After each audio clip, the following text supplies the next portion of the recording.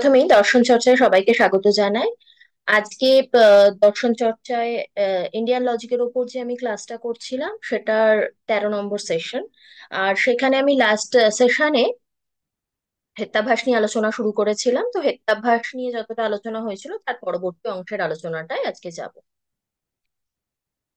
তার আগে প্রেয়ারের মাধ্যমে সেশনটা শুরু করে নিই।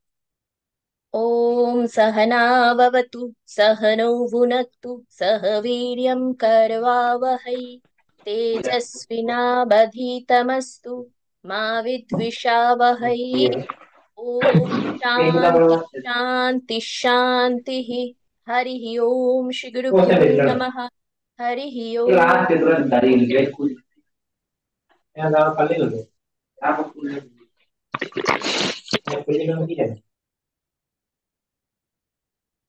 প্লিজ কেউ আনমিউট করবেন না, খুব ডিস্টারবেন্স হয় তাতে। তো আমরা এই পুরো আলোচনাটা কমপ্লিট করেছি। শুধু হেত্যাভ্যাসের আলোচনাটা বাকি আছে। হেত্যাভ্যাসের আলোচনাটা আজকে করলে শেষ হয়ে যাবে। আর আমি বলেইছিলাম পুরোটার একবার রিভিশন নেক্সট উইকে করবো, তাই আমি আজকে আর কিছু আলাদা করে উল্লেখ করছি না। শুধু এই কি কি টপিক কভার হয়েছে সেটা একবার দেখিয়ে দিচ্ছি। লাস্ট স্বধেতু নিয়ে আলোচনা হয়েছিল, আর স্বধেতুর পর আমরা ডাইরেক্ট হেত্যাভ্যাসের আলোচনায় এসেছিলাম। স্বধেতুর 5টা লক্ষণ, যে 5টা লক্ষণ না থাকলে হেত্যাভ্যাস ঘটতে পারে সেই জায়গাটায়। তো হেত্যাভ্যাসের প্রসঙ্গে আমরা পেয়েছিলাম 5 প্রকার হেত্যাভ্যাস। তার মধ্যে আমরা স্বব্যভিচার, বিরুদ্ধ, সৎপ্রতিপক্ষ আর বাধিত, এই 4টে দেখে নিয়েছি। স্বব্যভিচার একটা ক্লাসে, গত সেশনে নয় তার আগের সেশন থেকে আমরা আলোচনা করছি, ওটা আমার বলায় ভুল হয়েছিল। কারণ স্বব্যভিচারের 3টে ভাগ হওয়ায় আমরা সেটা একটা পুরো সেশন আলোচনা করেছি। বিরুদ্ধ, সৎপ্রতিপক্ষ আর বাধিত, 3টের কোনো আলাদা করে ভাগ না থাকায় সেটা একটা সেশনে আলোচনা করেছি। আর অসিদ্ধ হেত্যাভ্যাসের যেহেতু 3টে ডিভিশন রয়েছে, সেটা আমরা আজকের সেশনে আলোচনা করব। তার আগে একটু আগের গুলোও দেখে নিই। তো স্বব্যভিচার, যেটার আরেকটা নাম অনৈকান্তিক, সেটা নিয়ে আলোচনা করতে গিয়ে বলেছিলাম যে এটা 3 প্রকারের হয়ে থাকে: সাধারণ, অসাধারণ, অনুপসংহার। তো সাধারণের লক্ষণে কি বলা হচ্ছে? সাধ্যা ভাববৎ বৃত্তিহি সাধারণ অনৈকান্তিক। মানে সাধ্যাভাবে যে বৃত্তি হয়, মানে যে হেতু সাধ্যের অভাবে বৃত্তি হচ্ছে, থাকছে। পর্বত অগ্নিমান প্রমেয়ত্বাৎ, এখানে অগ্নি হচ্ছে সাধ্য। তার মানে অগ্নি থাকে না এমন স্থান, যেমন জলাশয় বা জল এই জাতীয় কিছু যেখানে অগ্নি থাকছে না, সেটা হচ্ছে সাধ্যাভাব। প্রমেয়ত্ব কিন্তু সেই জলাশয় আদিতেও থাকে। তো হেতু এমন একখানাকে আহ, নেওয়া হয়েছে, এমন একটা বিষয়কে হেতু করা হয়েছে যেটা অগ্নিতেও থাকছে, অর্থাৎ সাধ্যে থাকছে, আবার সাধ্যের অভাব জল ইত্যাদিতেও থাকছে। তাই জন্য এখানে হেত্যাভ্যাস হচ্ছে। এখানে যদি প্রমেয়ত্বের পরিবর্তে ধূম নেওয়া হতো তাহলে কিন্তু কোনো হেত্যাভ্যাস ঘটতো না। কারণ তার মধ্যে, মানে এখানে ধূম নেওয়া হলে ধূম এবং বহ্নি বা অগ্নির মধ্যে ব্যাপ্তি সম্বন্ধ থাকতো, কিন্তু সেটা এখানে সম্ভব হচ্ছে না। তাহলে আমরা পরেরটায় চলে যাই। পরেরটায় কি হচ্ছে? অসাধারণ হেত্যাভ্যাস, অসাধারণ স্বব্যভিচার বা অসাধারণ অনৈকান। সেখানে আমরা কি দেখছি?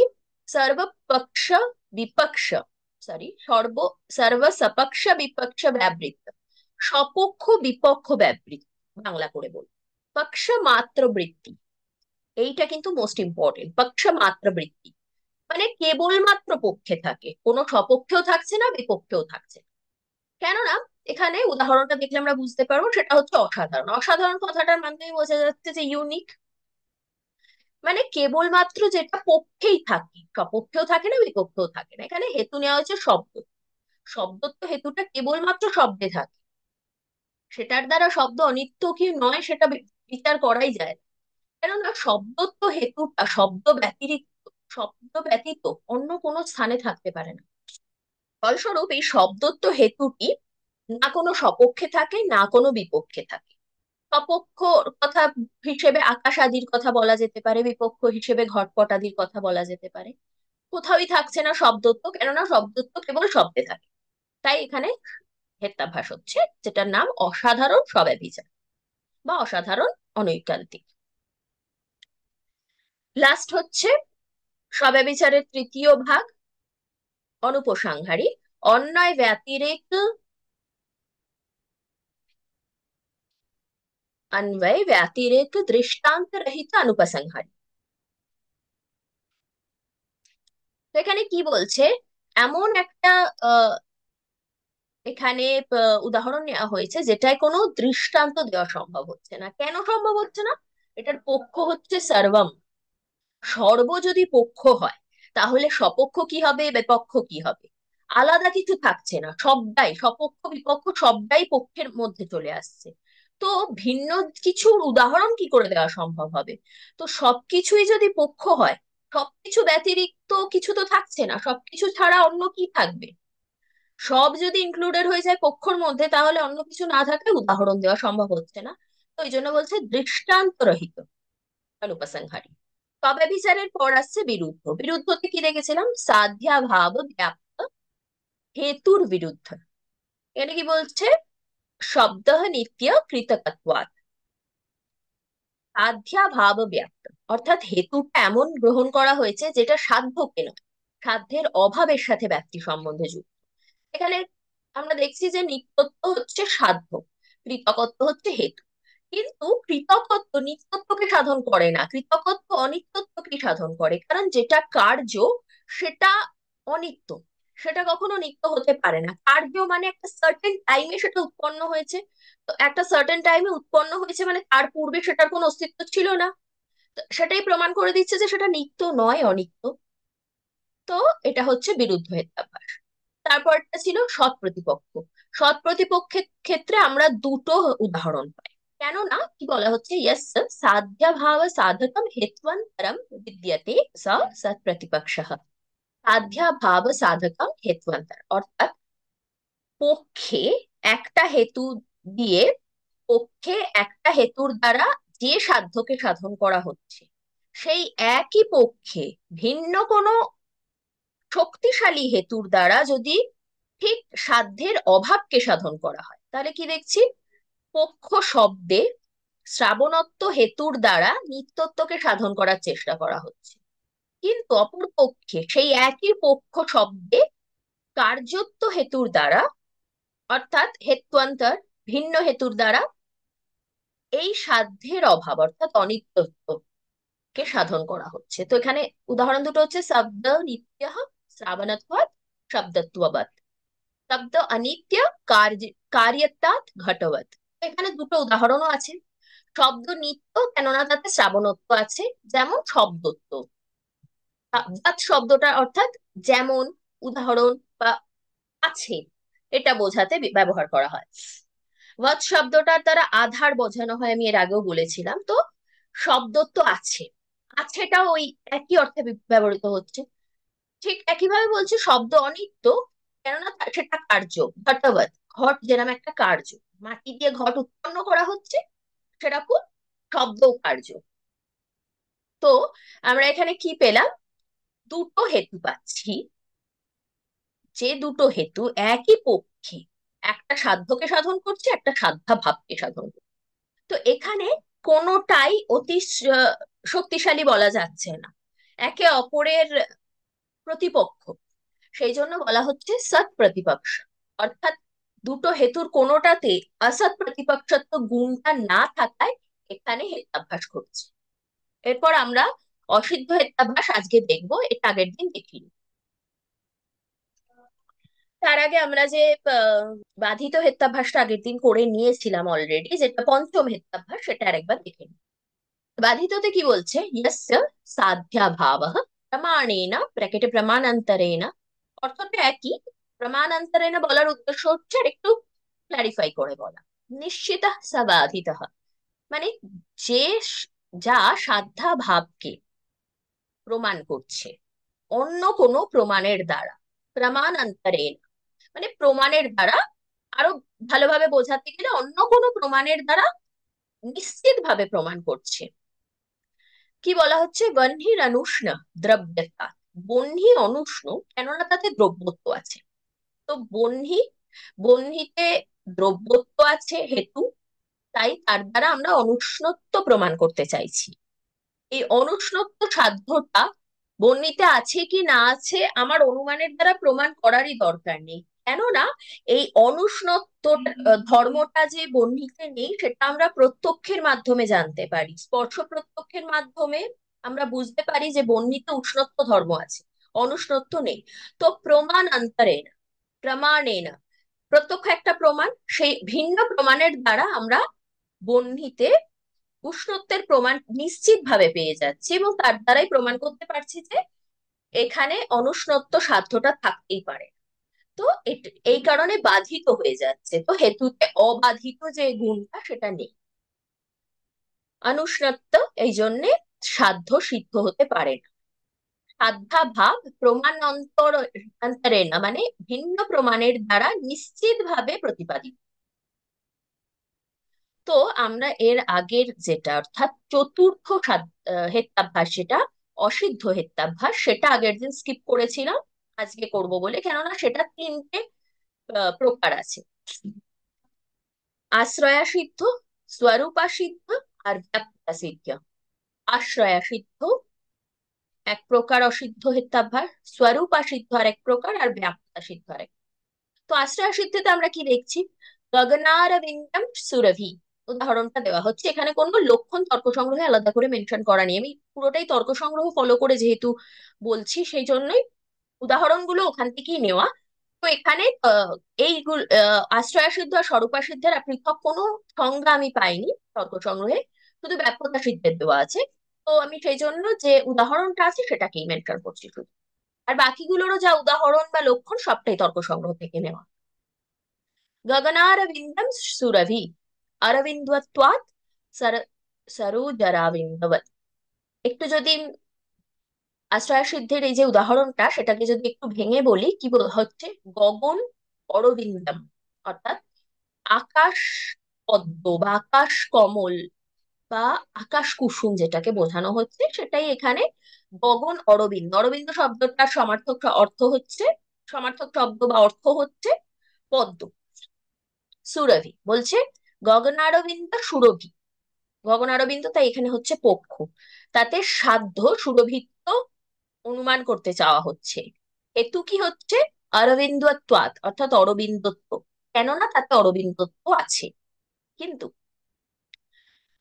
গগন অরবিন্দ, আকাশ কুসুম একটা এমটি টার্ম, মানে শূন্য শ্রেণী, কি বলবো, যেটা হয় না, বাস্তব নয়, এটা কল্পনার বিষয় এক প্রকার।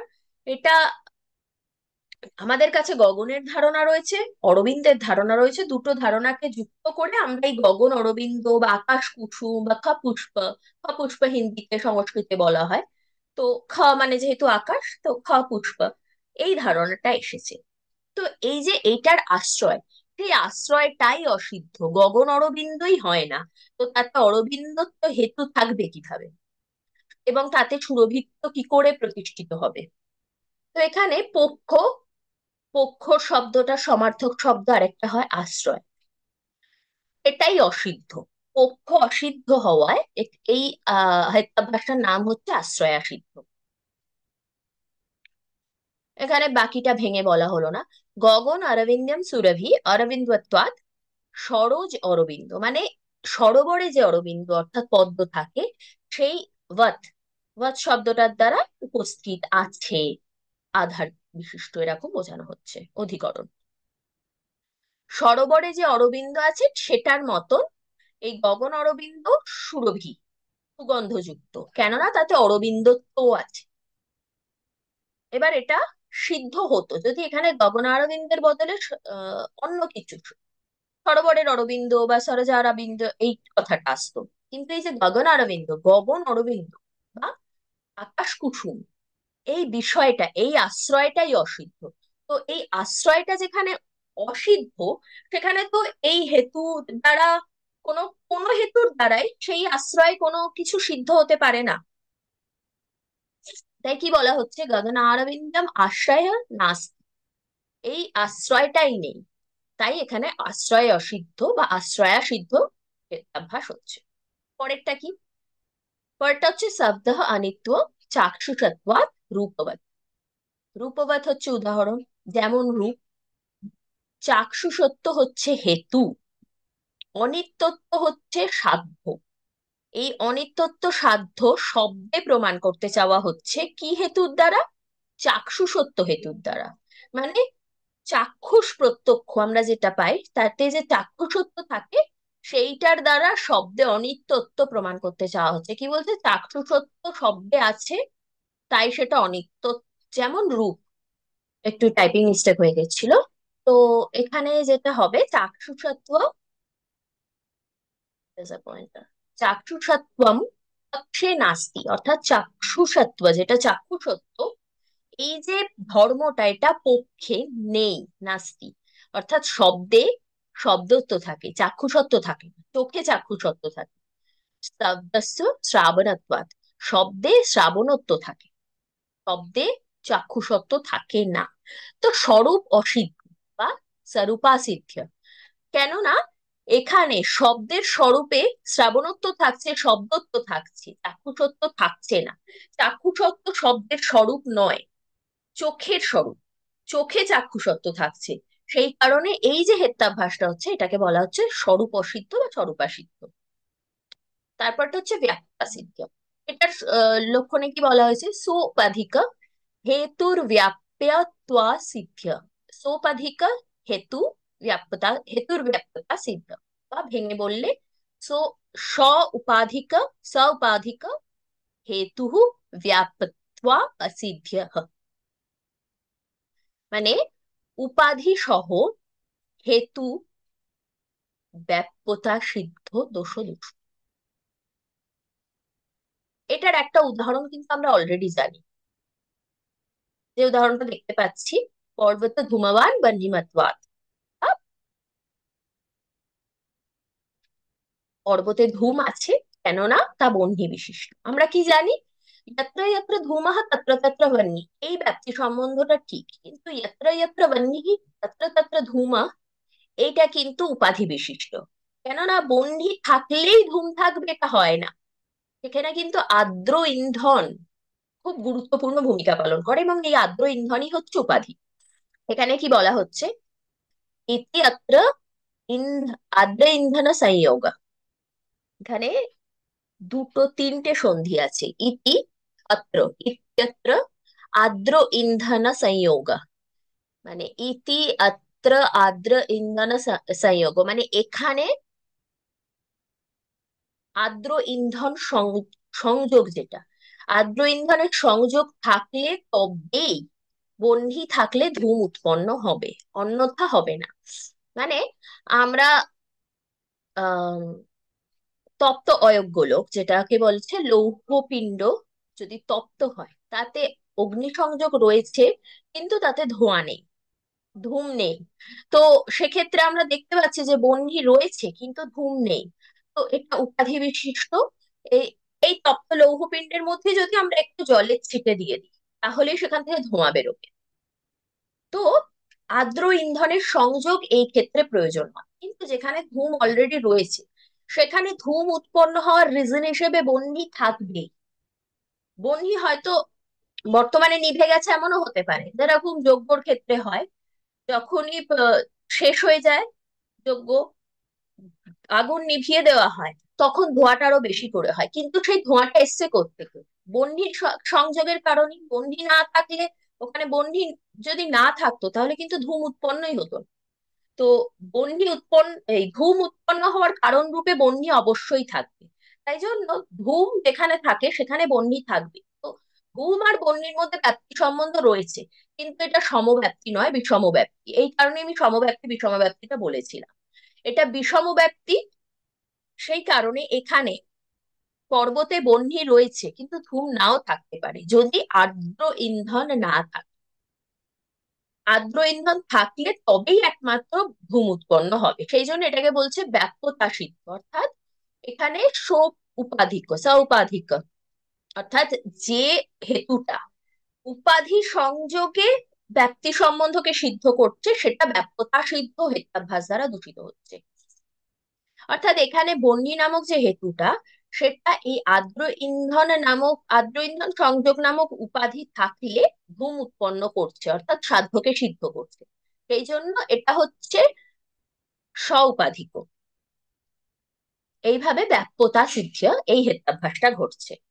তো আমরা তাহলে 5 প্রকার হেত্যাভ্যাস পেলাম, এবং এই 5 প্রকার হেত্যাভ্যাসের কারণ হচ্ছে 5 প্রকার যে আমরা